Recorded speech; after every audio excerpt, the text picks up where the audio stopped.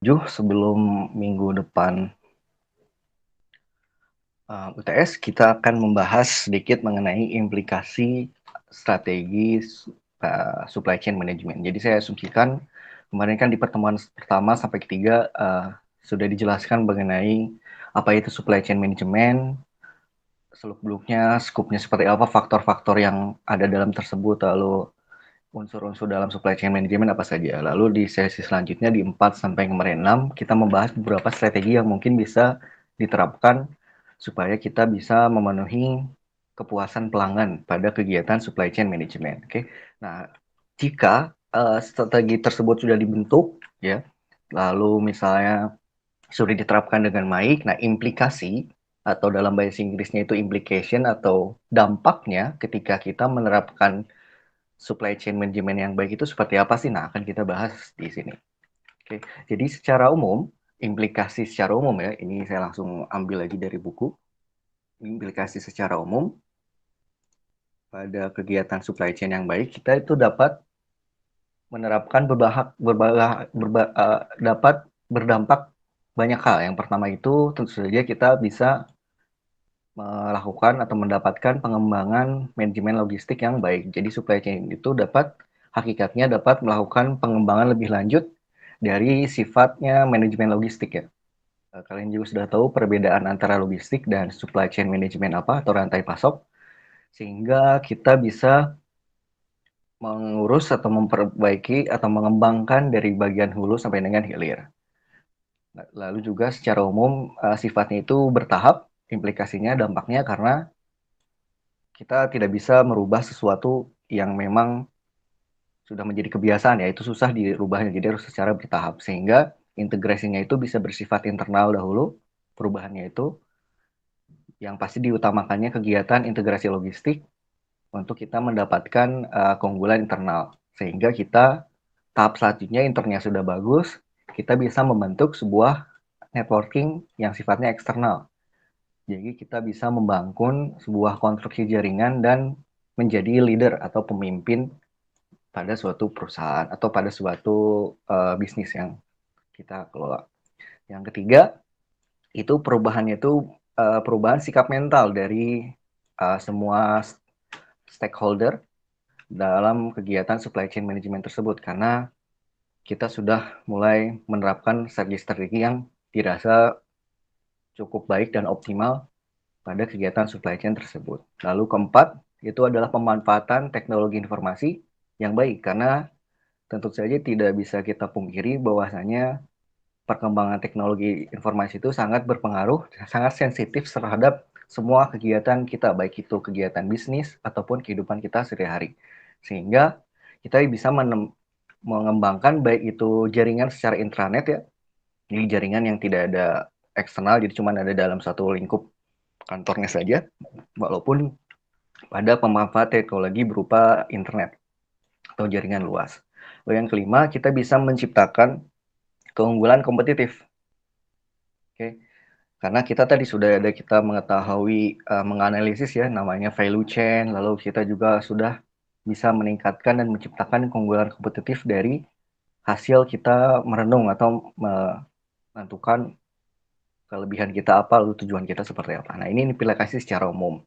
Lalu, selain ada implikasi secara umum, tentu saja ada implikasi yang langsung berpengaruh pada manajemen mutu atau quality management, kualitas dari produk kita. Nah, selain dari implikasi tadi, itu berarti kita bisa tentu saja meningkatkan mutu produk dari uh, usaha kita ya. Nah, pengertiannya atau pendekatannya adalah dalam SCM, pengertian mutu itu tidak hanya terbatas definisi sesuai dengan spesifikasi, tetapi lebih luas lagi, yaitu segala sesuatu di luar harga yang dikehendaki oleh pelanggan. Misalnya itu seperti waktu penyerahannya lebih cepat, misalnya lalu keadaan di mana kita bisa memenuhi janji-janji yang kita tawarkan pada produk kita, lalu bentuk estetik dari suatu produk tersebut sehingga ketahanan dan keamanan produk yang ada sehingga layak dan juga layanan purna jualnya yang tidak lepas uh, dari suatu produk.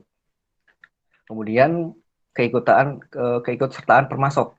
Jelas ini karena kita sudah makin upgrade baik. Jadi kalau pemasok ingin jadi satu level dalam tanda kutip dengan kita, maka strategi tersebut pasti berpengaruh pada pemasok. Lalu yang ketiga, bagian benchmarking. Karena kita sudah menerapkan strategi-strategi supply chain yang baik tersebut, tentu saja kita bisa memanfaatkan yang namanya itu strategi benchmarking untuk melakukan pengendalian mutu. Jadi kita bisa bergabung dalam tanda kutip mungkin dengan yayasan-yayasan ataupun anggota ataupun serikat dari kegiatan supply chain tersebut. Misalnya kita juga bisa membuat sebuah referensi dari pesaing dan juga kita bisa membuat shoring card atau dalam hal ini adalah supply chain operation referensi dan lain sebagainya. Nah, yang terakhir adalah kita bisa membuat atau menjadikan logistik sebagai ujung tombak dari bisnis kita. Karena kalau misalnya untuk hal tersebut, untuk mencapai kesuksesan rantai pasokan, logistik dapat digunakan sebagai ujung tombak dan sasaran pertama penanganan dari kegiatan bisnis kita. Jadi rantai pasokan adalah pengembangan pengelolaan logistik dan juga termasuk dalam hal itu adalah biaya pembelian, penyimpanan barang yang merupakan biaya yang kadang sangat tinggi bagi perusahaan. Itu dua implikasi yang sangat jelas kalau kita menerapkan supply chain management yang baik. Jadi secara umum dan implikasi terhadap manajemen mutu. Di sisi lain ada implikasi khusus yang secara tidak langsung juga terpengaruh. Nah, di sini akan saya bahas hanya 4 saja. Jadi sebenarnya dalam berbagai lini nanti pasti ada implikasinya. Di kesempatan kali ini saya akan membahas 4 hal saja. Yang pertama itu implikasi terhadap arus barang. Yang kedua itu kita akan membahas mengenai implikasi terhadap biaya dan nilai tambah. Yang ketiga kita juga akan membahas implikasi terhadap pendekatan pendekatan total usaha. Suara saya masih ada nggak? Lalu yang keempat terakhir, implikasi terhadap isu internasional yang menyangkut supply chain. Nah, ini yang bagian keempat mungkin akan lebih saya bahas secara mendalam. Karena untuk yang pertama, kedua, dan ketiga ini sifatnya mungkin lebih ke internal ya. Jadi pasti dirasakan. Nah, yang keempat ini karena sifatnya eksternal mungkin butuh pengetahuan atau wawasan secara khusus. Nah, implikasi khusus yang pertama itu adalah implikasi terhadap arus barang. Oke, jadi ketika menerapkan supply chain yang baik tersebut, kita bisa tentu saja yang pertama pengawasan inventory itu lebih jelas. Kita bisa mengubah tolak ukur kinerja, yakni bukan hanya turnover ratio yang biasa lagi, melainkan rasio antara revenue dan juga inventory. Jadi salesnya naik, inventory juga pasti kan cepat keluarnya. Dan juga kita bisa cek di situ. Lalu yang kedua, implikasi terhadap arus barang adalah sentralisasi dari inventory. Jadi strategi SCM akan berdampak terjadinya sentralisasi inventory, namun juga yang dimaksud bukan hanya secara fisik ya, tetapi dalam perencanaan dan penganturan nanti akan bersifat sentral, terpusat, karena sifatnya menjadi lebih cepat. Lalu yang ketiga adalah manajemen lead time. Ini sempat saya bahas secara khusus pada satu pertemuan. Jadi dengan adanya supply chain yang baik, manajemen lead time bisa lebih baik karena diperlukannya agar keinginan pelanggan dapat dipenuhi pada tingkat yang dapat diterima oleh pelanggan. Dengan tidak meniadakan kegiatan yang memberikan nilai tambah. Oke. Lalu yang kedua adalah implikasi terhadap biaya dan nilai tambah. Ada 3 faktor di sini. Yang pertama itu adalah analisis value chain. Nah, ini sebelum kita memulai strategi, kita harus menganalisis value chain kita sendiri. Karena analisis ini mengasumsikan bahwa tujuan ekonomis dasar perusahaan adalah menciptakan nilai yang meliputi 2 kan. Kalian sudah tahu, primary activities dan juga support activities. Sehingga 2 kegiatan ini bisa lebih baik lagi karena kita melakukan strategi-strategi tadi. dalam kegiatan supply chain. Yang kedua, target spesifik dan kuantitatif, misalnya lead time-nya, lalu biaya logistik, serta peningkatan biaya layanan. Dan keberhasilan dari target spesifik ini, kita bisa menyebarluaskan kepada berbagai orang. Oh, supply chain kita udah baik, lalu misalkan, karena itu baik, oh ini mah cepat layanannya, gampang, customer-nya gampang, customer service-nya gampang, purna jualnya, lalu kerja sama perusahaan tersebut enak karena teknologinya bagus dan lain sebagainya. Yang terakhir tentu saja terhadap nilai tambah ya adalah cost added atau value added activities. Jadi kita bisa mendapatkan uh, cost added dan value added activities dengan membedakan kegiatan-kegiatan yang hanya menambah biaya. Jadi kalau misalkan hanya menambah biaya, kita bisa lihat ataupun kegiatan tersebut hanya mengurangi value, kita bisa mengetahui. Nah, kegiatan-kegiatan yang betul memberikan nilai tambah, kita bisa keep. Kalau yang menambah biaya, kita bisa kurangi. Kalau memang tidak menambahkan nilai dari produk kita. Jadi prinsipnya adalah untuk menghilangkan kegiatan yang sama sekali tidak memberikan nilai tambah dan juga mengefisiensikan secara optimal kegiatan yang memberikan nilai tambah. Yang ketiga adalah implikasi terhadap total usaha. Dalam hal ini adalah kegiatan usaha suatu perusahaan atau suatu bisnis secara umum. Faktor pertamanya adalah pelaku pokok, yaitu kita sendiri sebagai pebisnis atau karyawan atau stakeholder dari organisasi tersebut, yaitu anggota jaringan atau mata rantai dalam supply chain terdiri dari 5 organisasi kan. Dari supplier, manufacturer, lalu bagian distributor, retailer, dan consumer, kelima pokok ini bisa menjadi baik lagi.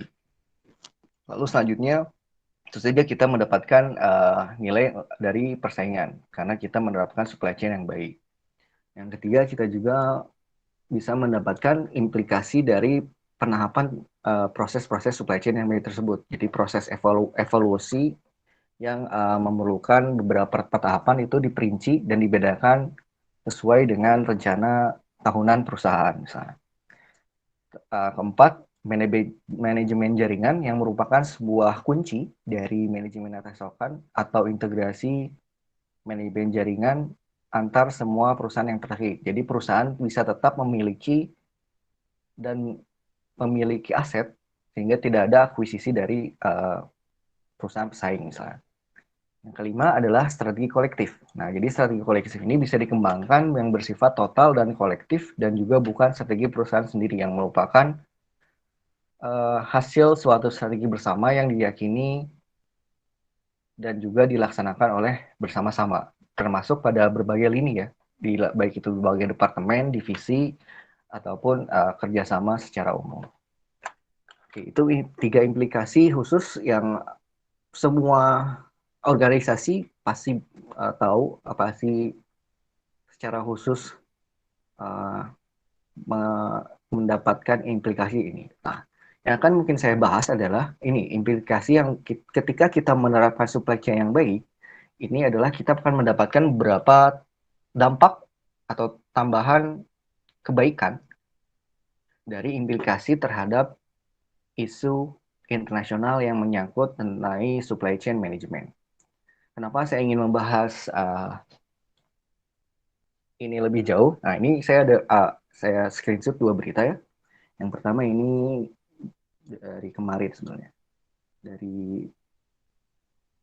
Dari Google, saya ambil. Nah, ini sinergi Kemendag dan Astra cetak 5 pesantren binaan rambah pasar ekspor ayam. Kita highlight ekspor ayam. Lalu, Dubes RI di Belanda minimnya orang Indonesia di organisasi internasional. Minim orang Indonesia di organisasi internasional. Jadi kalian bisa baca lebih lanjut pembahasan di sini, tapi kita highlight dari judulnya aja ya. Kenapa? Apa implikasinya ketika perusahaan tersebut atau kita bisa mengetahui menerapkan supply chain yang baik? Terusnya ini, contoh yang pertama ini. Tentu saja Astra ini contohnya, kalau kita mau ekspor, kita kan pasti perlu dokumen-dokumen segala macam, baik itu dokumen ekspor ya, dokumen ekspor terdiri dari data suppliernya seperti apa, karena di beberapa negara pengen ada yang menolak misalnya suppliernya misalnya tidak ada limbahnya tidak diurus dengan baik, itu misal suppliernya seperti itu. Lalu ada lagi dokumen tentang lain sebagainya. Nah, itu kan dokumen tersebut yang diminta oleh pemerintah Indonesia cukup panjang. Walaupun pada penerapannya ketika barang tersebut sampai di negara lain, itu dokumennya nggak semua diminta. Cuman kita itu tertib aturan. Nah, jadi untuk kita bisa memenuhi segala dokumen tersebut, baik standar kualitas, lalu pengelolaan limbah misalkan, lalu kualitas barang, kualitas pengelolaan, itu butuh dokumen yang panjang. Kalau kita tidak menerapkan supply chain yang baik, mana mungkin kita bisa ekspor barang tersebut. Lalu yang kedua, ini secara khusus ya, kalau misalkan kalian, kalau kita sebagai karyawan misalnya melakukan inisiasi ide agar supaya kita bisa menerapkan supply chain yang baik, atau perusahaan tersebut bisa menerapkan supply chain yang baik, berarti kita bisa ikut bersaing pada organisasi internasional.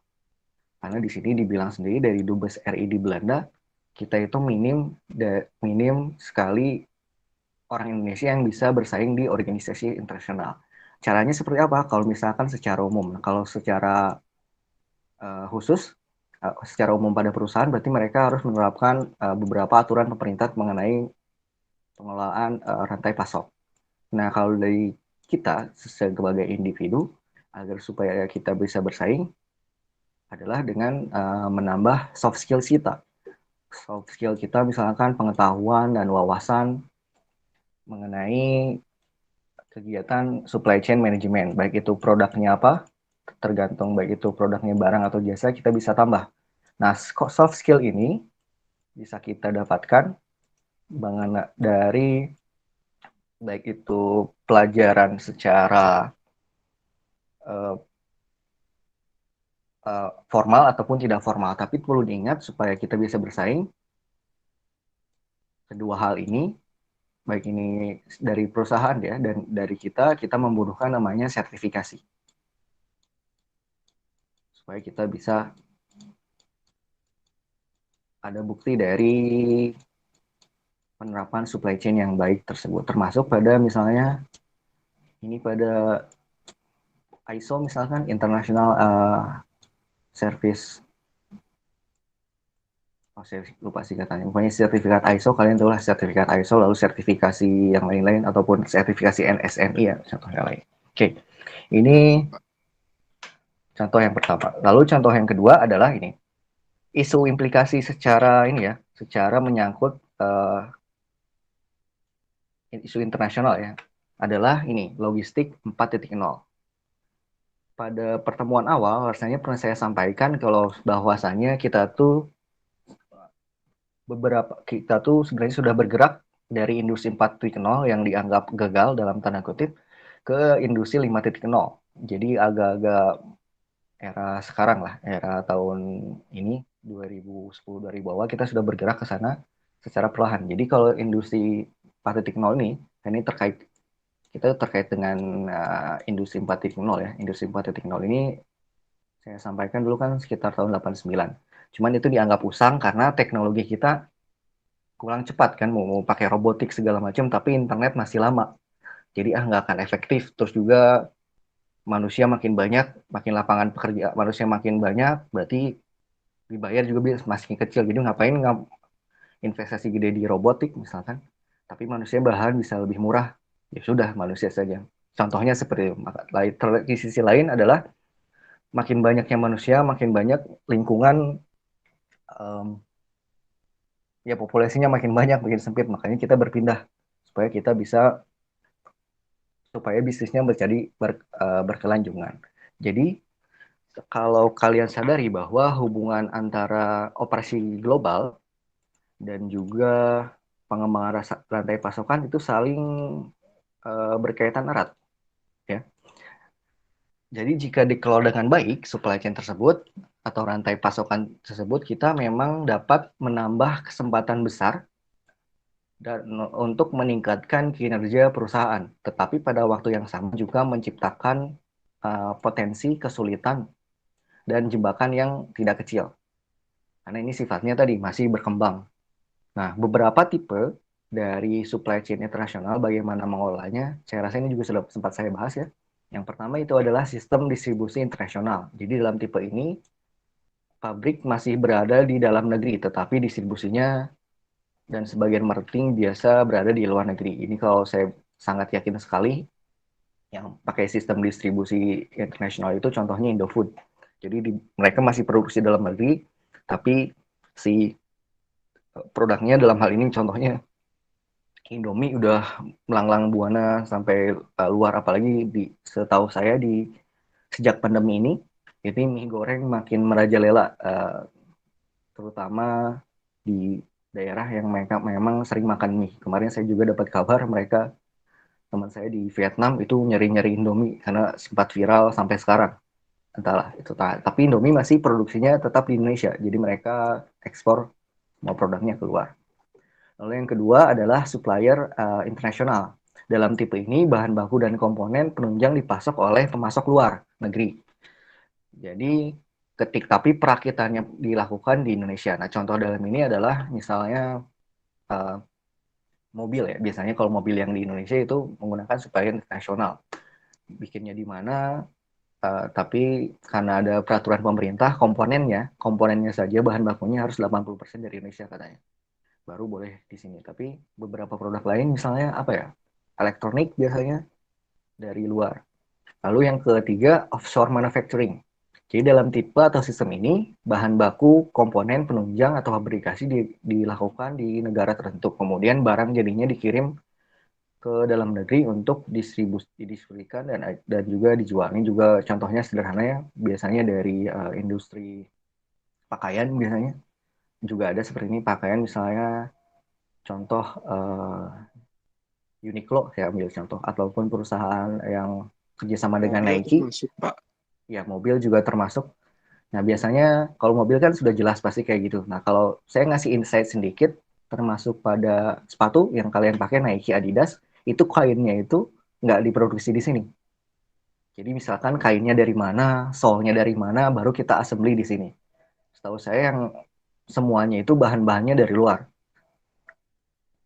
Karena saya memang ada Baik. sempat bekerja di situ ya, seperti itu. Lalu yang terakhir adalah yang jarang sekali diterapkan dan yang disampaikan ini uh, sangat bisa juga jadi jebakan yang tidak kecil dan potensinya sulit adalah fully integrated global supply chain.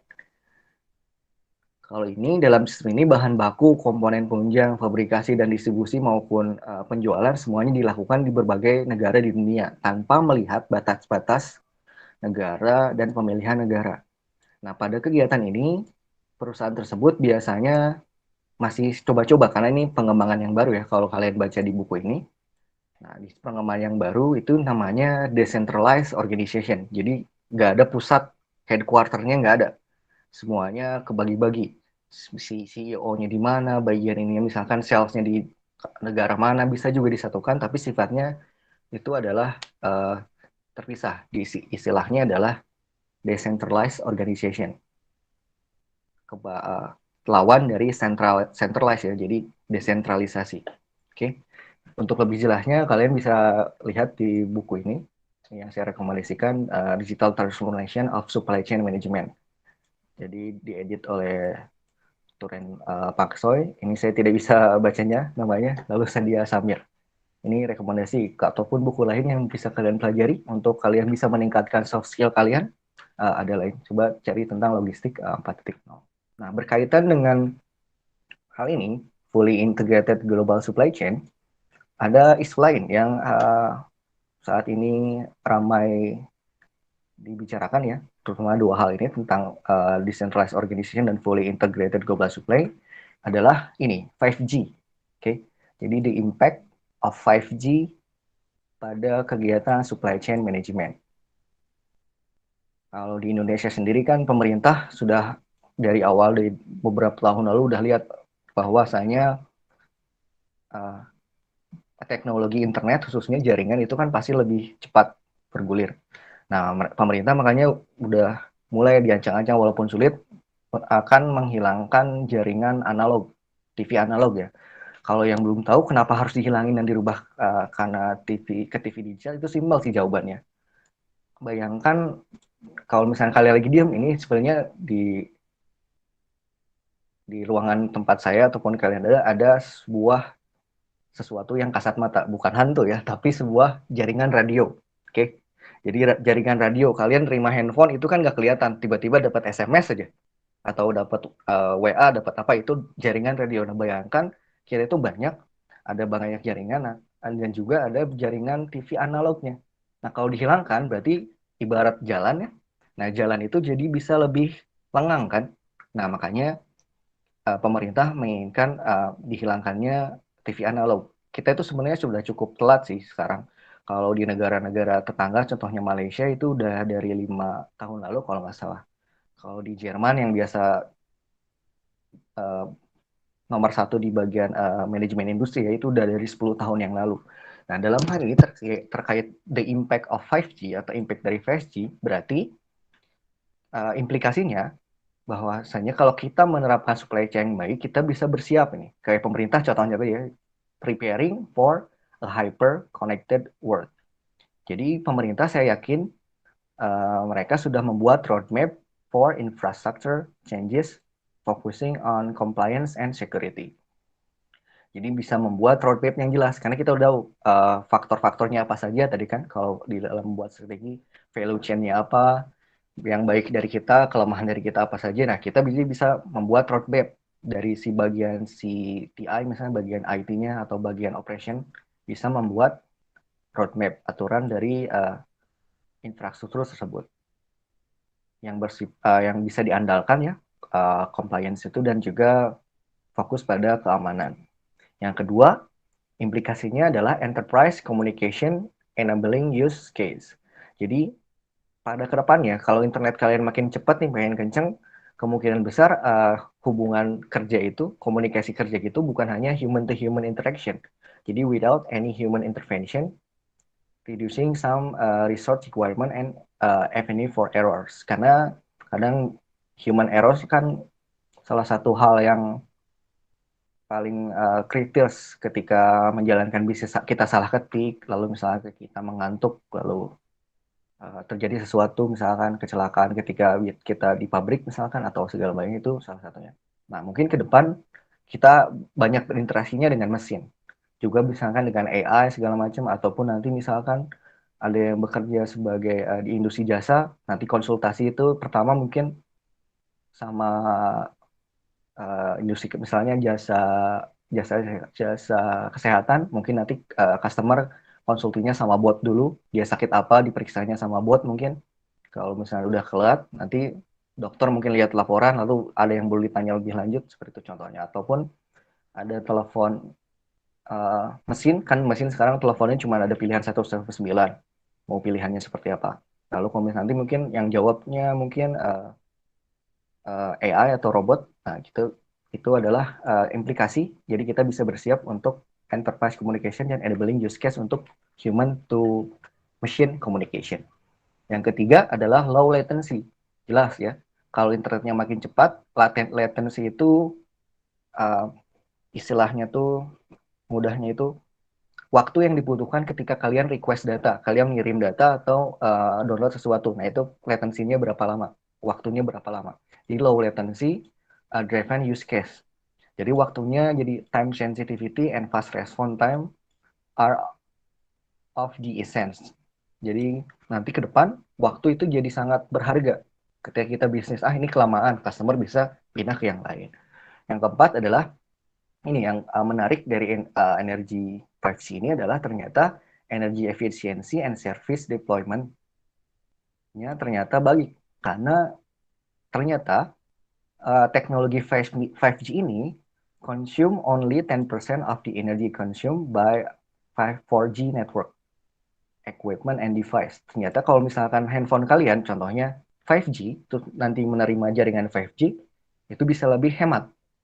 Saya tidak tahu bagaimana caranya, tapi itu bagian lain mungkin yang teknisi yang mengerti, tapi hasil risetnya ternyata seperti ini. Jadi nanti kalau misalnya ada router kalian yang 5G, dan BTS yang 5G itu efisiensi energi akan turun. Nah, balik lagi nih, berarti memang sekarang kita fokus pada industri 5.0 ya, supaya kita bisa efisiensi energi dan lebih ramah lingkungan, seperti itu. Oke, nah yang terakhir terkait dengan ini juga, tadi ya implikasi isu internasional terkait dengan desentralisasi organisasi, lalu juga internet yang baik. Isu yang naik juga sekarang adalah tentang teknologi blockchain. Jadi isunya adalah blockchain teknologi reshaping supply chain management. Jadi teknologi blockchain mengubah tatanan manajemen rantai pasokan. Ini saya ambil kutipan dari Armin Nezat, seorang digital technology manager dari Nestle Oceania. Dia menggunakan layanan dari Amazon. Jadi Amazon menyediakan layanan tersebut. Amazon menyediakan layanannya Amazon Blockchain Service kalau tidak salah namanya. Jadi Nestle itu salah satu klien dari, kalau kalian yang tahu AWS, jadi Amazon Web Service. Jadi bukan hanya jualan buku aja ya atau online store.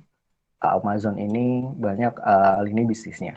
Nah, di sini juga di set dia menggunakan Amazon Blockchain Service. Apa yang akan saya highlight adalah di sini. Transparency and supply chain increasingly important to customer who want to know what is in their food and where it comes. Nah, teknologi ini atau hal yang diinginkan customer ini, transparansi supply chain ini sangat diinginkan oleh customer. Bayangin kalau misalnya kalian seorang contoh apa ya? Kalian makan deh, makan makanan tadi kan kalian makan apa gitu, misalkan daging ayam atau sayur. Kalian pasti pernah terbesit pikir ini dagingnya dari mana ya? Ataupun ini minumannya uh, bergizi atau enggak, udah berapa lama, ataupun masih fresh atau enggak, kan kalian nggak tahu, cuman uh, ya terima aja gitu. Apalagi misalkan contoh lain, kalau muslim misalnya ini beneran-bener halal enggak, ini dipotongnya beneran ini enggak, ini kayak gimana dan lain sebagainya. Nah, itu adalah hal yang diinginkan customer di kekinian. Jadi pengen tahu ini barangnya gimana. Terlebih lagi kita sering traveling kan, apa benar-benar nih barangnya, misalkan tadi saya contoh ambil muslim ini cepat bener halal atau enggak. Nah, hal tersebut bisa dilakukan dengan mudah ketika menerapkan teknologi blockchain pada rantai pasokan. Jadi sebenarnya nggak melulu nggak harus pakai blockchain sih, tapi dengan blockchain ada beberapa poin plus yang bisa digunakan atau nilai tambah dengan teknologi blockchain ini ketika terkait dengan supply chain management. Nah, sebelum saya bahas apa saja uh, kelebihannya, saya akan bahas dulu sedikit mengenai blockchain untuk yang belum tahu ya. Tapi yang belum tahu, nah jadi secara umum ini ada uh, chartnya sampai tahun 2007. Nah, jadi isu blockchain itu, sejarah blockchain itu pertama ada pada tahun 1990, di mana waktu itu internet baru saja ada ya, sekitar tahun 80-an baru ada. Di sana dicanangkan bahwa konsep mengenai distributed computing sudah ada sekitar tahun 90. Gimana kita tuh internet di situ kan lama. Kalian mau ngirim email, tapi kan internetnya masih jelek gitu.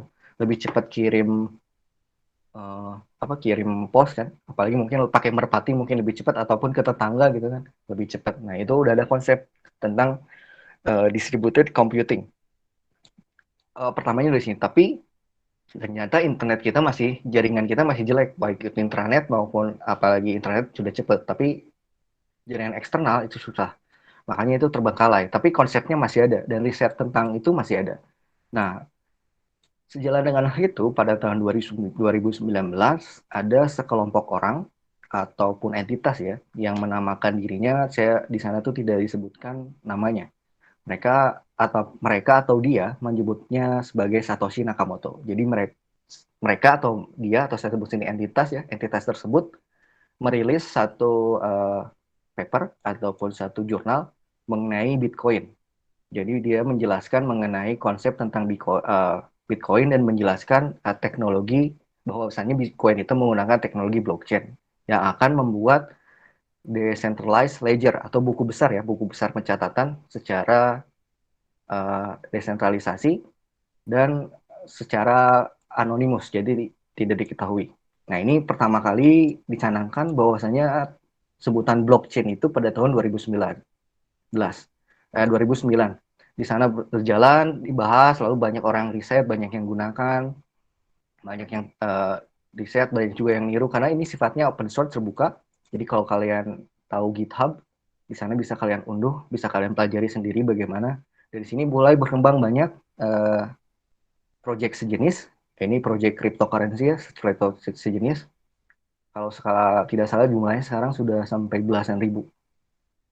Nah, ini project Bitcoin ini bisa disebut cryptocurrency. Tapi sampai pengembangannya, ini kan 2011 akhirnya digunakan, lalu sampai 2007 sampai sekarang terus berkembang.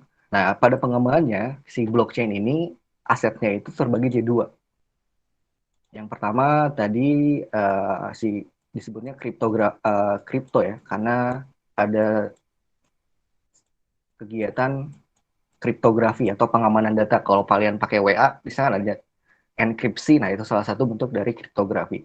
Ini dibagi dua, sifatnya itu currency. Lalu yang kedua itu sifatnya itu token.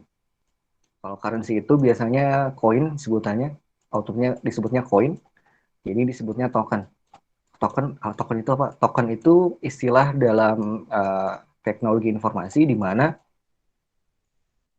sesuatu hal itu ada attachment-nya. Contoh kalau kalian nggak mau, kalau token berarti kalian pasti pikirnya adalah token listrik ya. Nah, itu ketika kalian beli token listrik, token itu kan kalian beli dimanapun itu, di warung ataupun beli dari gadget kalian, ada nomornya kan, dimasukin. Nah, itu adalah data yang ditransfer. Nah, berarti token itu adalah data-data yang ada di bawahnya. Karena kalau koin sifatnya cuma tadi ledger atau buku besar dari transaksi saja. Jadi outputnya sekarang ada dua. Untuk lebih jelasnya, perbedaan antara penggunaan blockchain atau tidak, saya dan yang biasa saya contohkan sini ya. Misalnya ini saya contoh pakai koin ya, yang tadi contohnya cryptocurrency. Jadi misalkan saya mau kirim uang ke Irfan misalnya sama Monica. Saya kan sebagai pengirim, berarti kan saya buka, kalau dulu kan buka ke bank dulu kan, kalau sekarang tinggal ke handphone. Jadi kita kirim buat uh, masukin aplikasi, terus masukin beberapa transfer, nah tuh akses server bank kan, dari bank itu dicek secara cepat, oh ada duitnya berarti benar ada saldonya, dikirim kalau ini ke overseas bank, tapi kalau misalnya ke bank yang sama berarti langsung kirim, langsung diterima. Sistemnya gitu ya, dari kita uh, masukin data-data ke bank diproses, lalu dikirim ke bank yang sama, kalau yang sama, kalau ke overseas beda, ke luar negeri beda, atau ke sama, dikirim ke bank, lalu kita, itu konsepnya seperti itu ya. Nah, tapi kalau misalnya dalam blockchain, itu sifatnya tidak ada, nggak ke bank, tapi ke terdesentralisasi, tidak terpusat. Jadi sifatnya ini contohnya. Ini saya contohkan misalnya Elis, ataupun saya mau kirim tadi contoh uang atau ke Monica sama Isvan misalnya. Nah, saya mau kirim uang nih. Nah, karena tidak ada pusat, nggak ada orang, nah ibaratnya misalkan saya ngasih tahu di grup WA. Jadi saya buat dulu transaksinya seperti apa, dalam bentuk data, misalkan awal catatan, di dalam sini ya, contohnya analoginya. Saya mau kirim uang nih ke Monica sama ke Isvan. Oh, Isvan misalkan nomor rekeningnya palsu kata teman-teman sekelas di WA. Oh ya udah, Monik yang benar, ini saya langsung di broadcast. Oh ya coba cek dulu Bapak ada saldonya atau enggak. Jadi semua orang itu di grup WA itu punya catatan dari saldo saya. Oh ada uangnya, bisa dikirim. Terus orang, oh ya benar ada. Oke saya catat semua orang nyatet. Ketika semua orang nyatet, oke bisa dikirim akhirnya uangnya ke Monik, ibaratnya gitu. Setelah itu dicatat kan dalam catatan buku kalian. Akhirnya uh, Monik nerima dan juga semua orang punya catatannya masing-masing. Jadi kalau ketika satu orang misalnya terlambat, oh ada sampai 20 transaksi, misalnya saya kirim lagi ke Isvan, terus ada nomor 3 ada catatannya. Nah, analogi blockchain itu ataupun desentralisasi seperti itu ya. Jadi tidak ada terpusat, semua orang punya catatannya Tadi kan kelemahannya kalau servernya mati, kita nggak bisa transaksi kan. Tapi kalau misalnya tadi satu orang lagi offline, ini kan dua orang ini contohnya ada catatannya. Jadi nanti ketika orang ini baru online, misalnya cek WA contohnya tadi, bisa ngikutin, oh ada transaksi baru, dicatat lagi. Seperti itu contohnya. Nah, analogi lain, perbedaan desentralisasi dan sentralisasi seperti ini ya. Jadi kalau centralized network, semuanya tadi ke satu komputer, minta akses data dan nulisnya di satu komputer. Nah, kalau peer-to-peer atau langsung, kayak gini. Jadi semua orang ada nyatet-nyatetnya. Itu tinggal disamakan dalam satu network. Kalau misalkan ada perbedaan, berarti dirumuskan. Ini mana yang benar? Itu tergantung berarti banyak-banyak orang catatannya yang paling panjang kan. Berarti yang paling panjang, yang paling orang sama, oh ini yang sama. Gitu. Itu adalah preview dari blockchain dan bagaimana suatu desentralisasi dan itu bekerja. Nah, terkait dengan hal tersebut, ini saya bahas mengenai blockchain for supply chain yang digunakan saat ini untuk tracking dan trace dari suatu produk. Nah, tantangannya adalah yang dihadapi dengan model yang sekarang itu adalah gini. Dari si supplier, contohnya saya ambil satu-satu aja, kita tidak tahu apakah si supplier itu sudah menerapkan standar industri yang beretika yang sesuai dengan aturan kita, misalkan, atau aturan dari pemerintah, seperti apa? Apakah misalkan menggunakan bahan yang berbahaya, apakah si kualitasnya sudah betul atau enggak, kita kan nggak tahu kan, kita hanya percaya aja contohnya. Ketika dikirim baru aja kita ngecek, udah kita terima baru aja ngecek gitu. Lalu selanjutnya di bidang manufaktur sama. Jadi kita juga tidak tahu apakah si manufaktur ini melakukan proses produksi yang sesuai, misalnya sesuai dengan pengelolaan yang benar atau tidak. Di sisi lain regulator juga ngeceknya nggak bisa kan, harus terus berkala datang ke sana ngecek lagi, datang berkala ngecek lagi. Logistik juga sama, update-nya itu kadang tidak real time. Misalnya ketika dikirim barangnya misalnya udah sampai tapi baru diupdate-nya nanti pagi gitu kan. Jadi kurang real time contohnya. Hingga ada masalah juga di bagian wholesale atau bagian distributor ya, di mana di sana ada overstock dan juga stoknya bisa juga tidak akurat. Karena tadi reportnya dari sini telat, terlambat, juga kita tidak tahu, oh dikirim ternyata oh gudangnya penuh gitu. Kan tidak real time. Lalu ini juga di bagian retail, ya di bagian retail, di bagian penjualan, misalnya di toko, dia tidak bisa si on si otentisas dari produknya itu cuma percaya oh dari label. Jadi kita nggak tahu produk itu asli atau tidak contohnya. Nah, kita di customer, kita juga nggak ada insight atau wawasan mengenai produk yang kita konsumsi. Itu sangat minim. Enaknya kan waktu kita baca, misalkan baca ingredient langsung ketahuan. Nah, sepengetahuan saya sih di Bandung khususnya, ada coffee shop yang sudah menerapkan ini, teknologi blockchain ini. Jadi nanti ketika kalian beli minuman mereka secara botolan, nanti kalian bisa scan biasanya QR. Dari QR itu nanti langsung ke jaringan blockchain, nanti bisa kelihatan kopi itu kapan ditanam, kopi itu kapan di roasting, dipetiknya sampai ke tengkulak, mungkin pakai tengkulak atau distributor, sampai ke tokonya kapan, kapan di roastingnya kapan, nanti sampai ke kitanya juga kapan. Itu ada salah satu, cuman saya lupa. Nah, kalau ketika menerapkan supply chain yang baik, maksud saya ketika menerapkan blockchain, semua hal tersebut bisa di-tackle. Jadi ini karena sifat blockchain itu unhackable. Soalnya tadi kan semua orang punya catatannya, jadi bisa langsung diupdate secara mudah. Lalu ini manufaktur juga bisa mudah, bisa jelas menerapkan beberapa hal gitu, karena saya di sana bisa istilahnya dipasang beberapa platform teknologi. Jadi kalau misalkan mereka belum memenuhi kriteria tersebut, si izin nggak akan keluar gitu. Jadi tinggal upload data gitu. Itu lebih teknikal, nggak akan saya bahas, tapi bisa istilahnya itu pakai smart contract istilahnya. Jadi regulator bisa otomatisasi dari sistem blockchain tersebut. Lanjut ke kita, nah kita bisa lihat track karena semua orang di sini kirim data dalam satu jaringan yang sama. Jadi dari sini nanti ibaratnya misalkan dalam satu blok ya, Ini misalnya di sini si supplier ngirim satu blok di sini. Karena ingat ya blockchain berarti satu jaringan, satu rantai. Nah gini kan, dalam satu rantai ini nanti kekirim lagi satu ke sini, lalu seterusnya dan kita bisa akses. Jadi saat ini sudah ada beberapa perusahaan yang saya tahu itu di Cina dan di Amerika yang sudah menerapkan konsep blockchain ini. Termasuk di Bandung juga ada kopi, tapi saya kurang ingat brandnya namanya apa. Nah, terkait dengan itu, selain kopi yang tadi, ada satu juga perusahaan big data, namanya Databot kalau tidak salah. Mereka juga meluncing sebuah produk yang namanya Hara Token, di mana kalian bisa baca di sini. Jadi sistemnya itu sederhana sebenarnya. Yang diinginkan oleh si Hara Token, jadi mereka emang perusahaan IT ya, mengelola big data.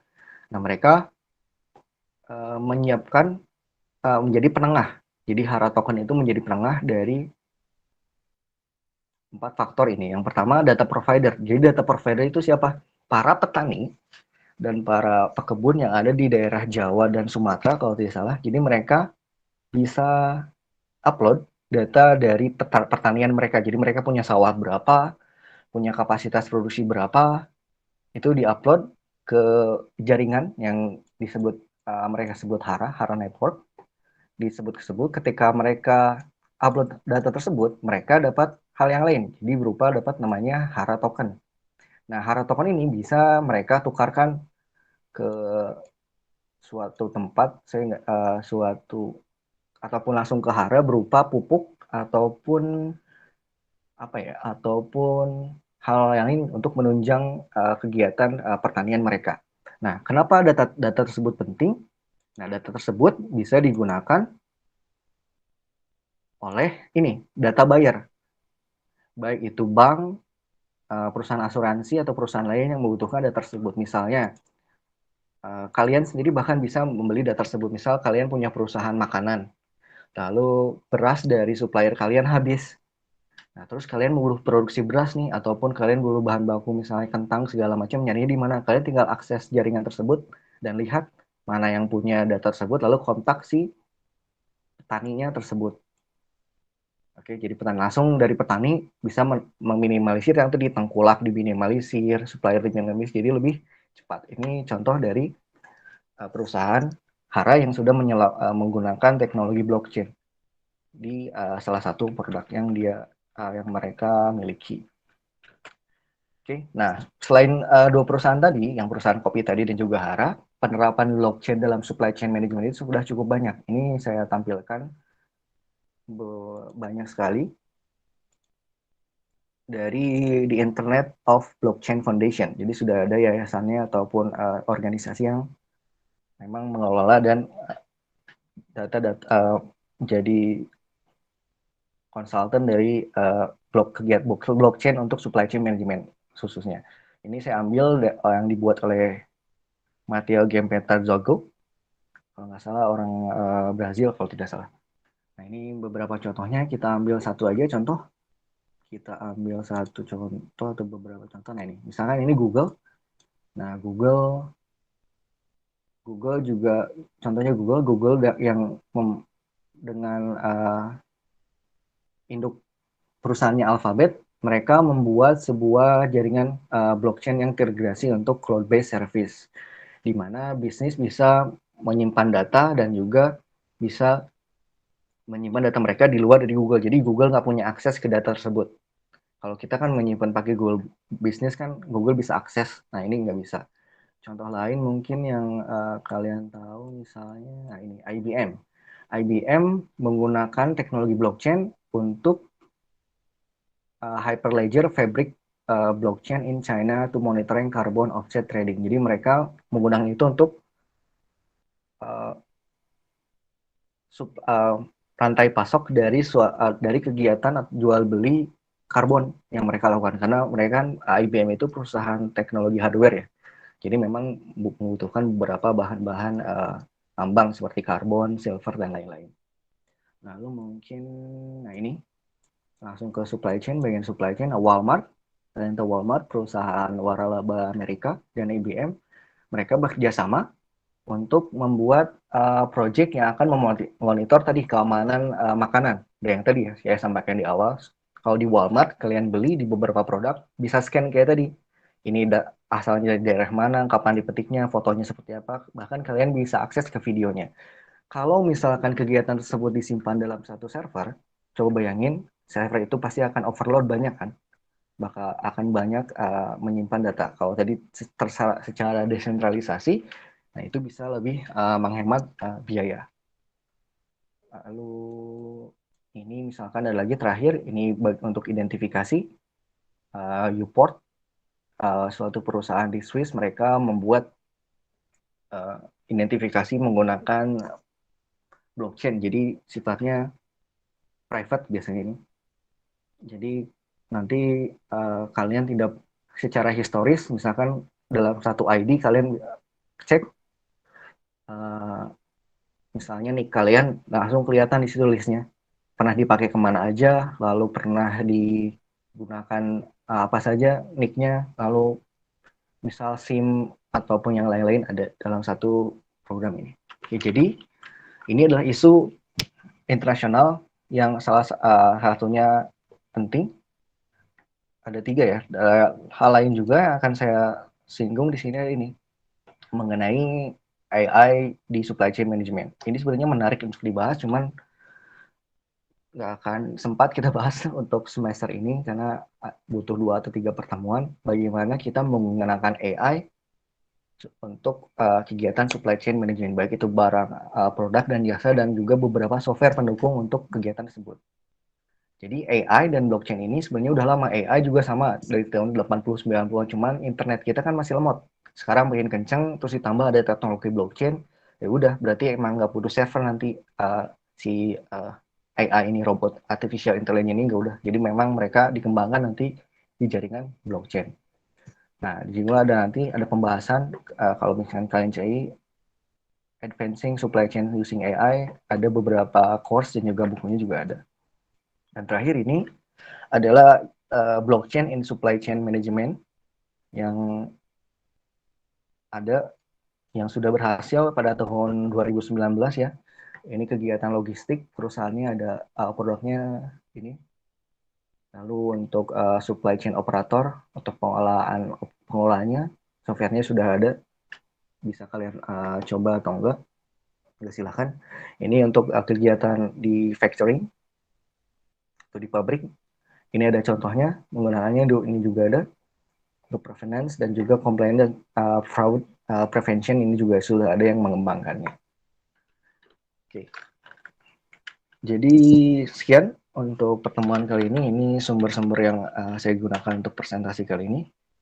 Itu adalah implikasi ataupun dampak-dampak yang mungkin kita bisa gunakan, kita rasakan ketika kita menerapkan supply chain management yang baik.